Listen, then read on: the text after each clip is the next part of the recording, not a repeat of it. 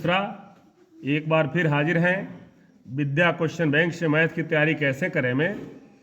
आपका ट्रिगोनोमेट्री समाप्त हो गया था कल और त्रिकोणमिति के कुछ अनुप्रयोग मतलब हाइट एंड डिस्टेंस, ऊंचाई और दूरी, इसका अनुप्रयोग करके कुछ क्वेश्चन है जिसका हल किया जाएगा। कैसे क्वेश्चन बनेंगे, कैसे हल होंगे, उससे पहले हम थोड़ा सा जान लें दो चीज के बारे में। ये खंभा क्या है? खंभा, ये आएगा इसमें। पहाड़ी,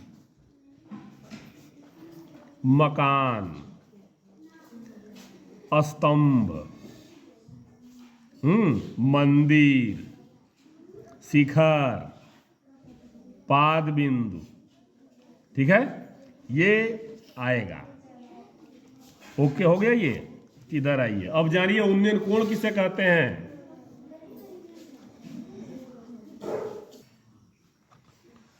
मान लीजिए खंभा है, चलिए ले लिया। यदि हम क्षैतिज तल पर स्थित हैं और अपनी आंख से किसी ऊपरी सिरे को देखें, खंभे के ऊपरी सिरे को देखें या पहाड़ी के ऊपरी सिरे को देखें, तो हमारी आंख और ऊपरी सिरे से बनाने वाली रेखा क्षैतिज के साथ, यह है क्षैतिज, यह है क्षैतिज और यह है ऊर्ध्वाधर। ये क्षैतिज है और यह है ऊर्ध्वाधर, इसको कहते हैं क्षैतिज। और ये है ऊर्ध्वाधर। तो हमारी आंख से खंभे के ऊपरी सिरे को मिलाने वाली रेखा क्षैतिज के साथ जो एंगल बनाती है उसे हम कहते हैं उन्नयन कोण। समझ आ गया? मान लीजिए परिभाषा आ गया तो क्या लिखेंगे? ये लिखिए जो मैं बोल रहा हूं। यदि हम किसी खंभा या पेड़ के ऊपरी सिरे को देखें तो हमारी आंख द्वारा और उसके ऊपरी सिरे को देखने वाली जो किरण है या जो लाइन है क्षैतिज के साथ जो एंगल बनाती है उस कोण को हम उन्नयन कोण कहते हैं। अब आइए, अवनमन कोण, अवनमन कोण, अवनमन कोण। अब आइए, किसी पोले पर चढ़ जाइए आप, पोल पर चढ़ गए और वहां से जमीन पर रखी किसी वस्तु को देख रहे हैं आप, तब आपकी आंख से उस बिंदु तक जो आंख से जो लाइन बन रही है ना, वो क्षैतिज के साथ, ये क्षैतिज है, ये जो एंगल बनता है ना वो है अवनमन कोण। डेफिनेशन आ गया लिखने के लिए, तो लिखेंगे क्या? यदि हम किसी पहाड़ी या खंभे के ऊपरी सिरे से नीचे जमीन पर रखी किसी वस्तु को देखा जाए तो क्षैतिज द्वारा हमारी आंख से जो एंगल बनता है उसे हम कहते हैं अवनमन कोण। अब ध्यान दीजिए, ये तो अवनमन कोण हो गया ना, ये क्षैतिज है, यहां से भी हमने खींच दिया, ये भी क्षैतिज, ये भी क्षैतिज, तो ये समानांतर हो गया ना। जब समानांतर हो गया तो ये बराबर ये एकांतर कोण हो गया। तो अब ये कौन सा कोण है? उन्नयन कोण।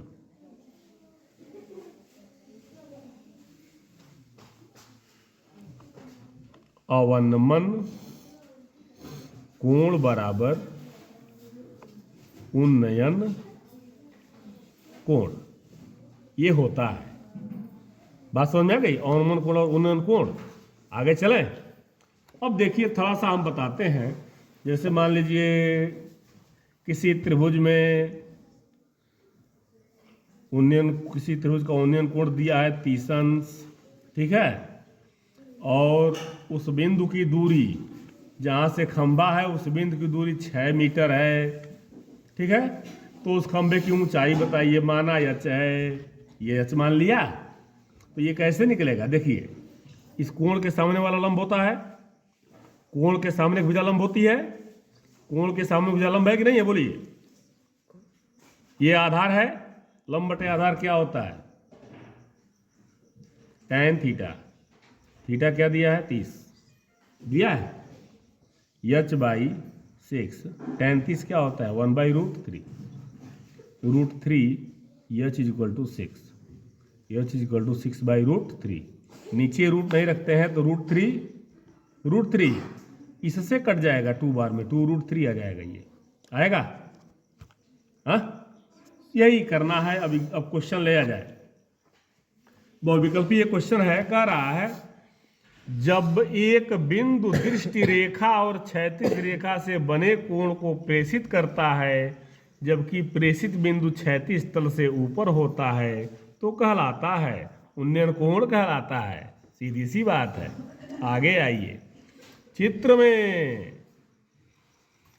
ओ बिंदुओं ए तथा पी से देखने पर ओ बिंदु यहाँ है, इसको ए से देखने पर और पी से देखने पर ये ए है, क्या कोण बन रहा है अवनमन कोण की माप है, अवनमन कोण की माप है। देखिए क्या कर रहा है, ये दिया है ना, ये दिया है। अब ये बन जाएगा आपका, ये बन जाएगा, बनेगा ना ये। तो देखिए ये एंगल दिया है आपका 45,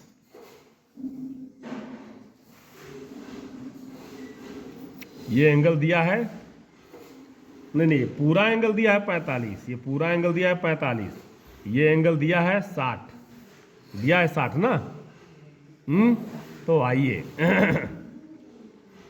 देखिए ये क्षैतिज है, ये उन्नयन कोण दिया है और ये अवनमन कोण है, तो उन्नयन कोण बराबर अवनमन कोण, तो लिखेंगे अवनमन कोण बराबर उन्नयन कोण ए से देखने पर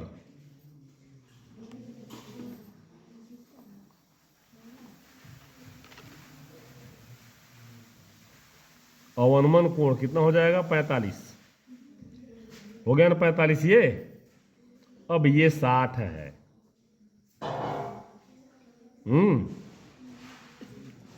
तो 60 के लिए आपको ये एंगल चाहिए, ये कोण न होगा तो ये एंगल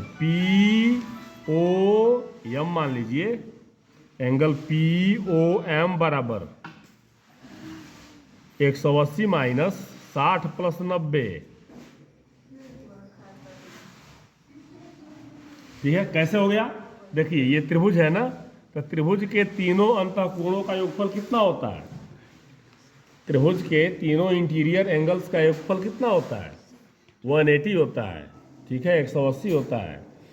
तो ये ट्रेंगल है ना, एक 60 है, एक ऐसे है 90 है, और ये 40 नहीं है, इसको निकालना है 45, तो ये है, निकालिए 180 माइनस 150, ये क्या हो गया 30 अंश ये आ गया। तो देखिए ये लिखिए यहाँ P द्वारा अवनमन कोण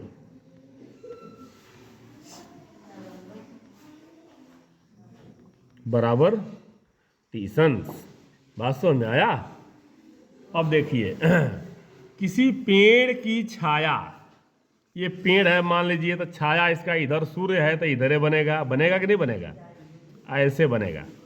क्या कह रहा है उसकी ऊंचाई से, मान लीजिए ऊंचाई की अच्छा है, माना पेड़ की ऊंचाई यच है, ठीक है, तो छाया बराबर उसकी कणी में 3 गुना, यानी कि यच का कणी में 3, ये हो गया √3 यच। उन्नयन कोण पूछ रहा है ना, तो लंब बटे आधार बराबर tan थीटा होता है, tan थीटा बराबर लंब बटे आधार, यानी कि यच बटे √3 यच, कट गया 1/√3, तो थीटा बराबर 30 अंश, इसलिए कि tan 30 का मान 1/√3 होता है। बात समझ में आ गया। इसका भी पेज पलट दीजिए, इसका भी पेज पलट दीजिए। चौथा क्वेश्चन देखा जाए, एक मीनार की ऊंचाई 20 मीटर है, मीनार की ऊंचाई 20 मीटर है। जमीन पर बनने वाली इसकी छाया की लंबाई 20 कणी में 3 है। 20 कणी में 3 है। सूर्य का उन्नयन कोण माना AB मीनार है, ठीक है, और BC इसकी छाया 20 कणी में 3 है, तो माना उन्नयन कोण थीटा इतना कर सकते हैं ना। अब लंब बटे आधार 20/20 कणी में 3 बराबर tan थीटा कट गया। tan थीटा बराबर 1/√3, थीटा बराबर 30 अंश। Any problem? आइए 5वां क्वेश्चन देखिए। मैदान में खड़ी एक कार का 75 मीटर ऊंची मीनार से अवनमन कोण 30 अंश है। भाई कार खड़ा है यहाँ, अब मीनार है 75 मीटर, अवनमन कोण कितना है 30 अंश। मीनार के आधार से कार की दूरी, यानी कि मीनार का आधार है, यही कार की दूरी है, यही निकालना है आपको। ये 30 है, ये भी 30 हो जाएगा, हो जाएगा। उन्नयन अवनमन कोण बराबर उन्नयन कोण से इसको मान लीजिए x। अब आइए 75/x बराबर tan थीटा। tan थीटा माने tan 30। 75/x बराबर tan 30 माने 1/√3 क्रॉस मल्टीप्लाई x = 75√3 हो गया। बात समझा? तो जब ये बात समझ में आ गया तो बस यहीं तक रोकिए और वह विकल्पी आपका खत्म हो गया। उन्नयन कोण अवनमन कोण के बारे में विस्तार से थोड़ा सा ध्यान देंगे। इसमें tan थीटा ज्यादा आता है, लंब बटे आधार ज्यादा आएगा, आधार बटे लंब ज्यादा आएगा। अब ऐसा मैं नहीं कह रहा हूं कि लंब बटे कर्ण नहीं आएगा, वो भी जरूरत पड़े तो आ सकता है। आपको बस तैयार होने की जरूरत है, कौन कहाँ आएगा इसको बताने के लिए हम ये हैं। तब तक के लिए धन्यवाद।